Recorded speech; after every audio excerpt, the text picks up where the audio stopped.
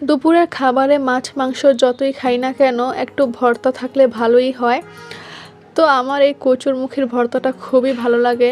আমার হাসব্যান্ডও অনেক পছন্দ করে। আমি আপনাদেরকে কিভাবে অনেক সহজ পদ্ধতিতে কচুরমুখী ভর্তা বানাই সেটাই দেখাবো। কচুরমুখীগুলো সিদ্ধ করে ছাড়িয়ে নিয়েছি।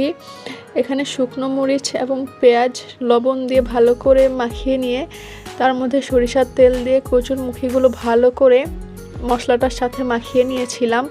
এভাবে করে খুবই সিম্পল হয় কিন্তু খেতে অনেক মজা হয়। দুপুরের খাবারে মাছ মাংস যতই খাই না কেন একটু ভর্তা থাকলে ভালোই হয়।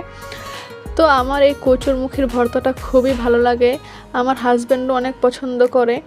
আমি আপনাদেরকে কিভাবে অনেক সহজ পদ্ধতিতে কচুরমুখী ভর্তা বানাই সেটাই দেখাবো। কচুরমুখীগুলো সিদ্ধ করে ছাড়িয়ে নিয়েছি।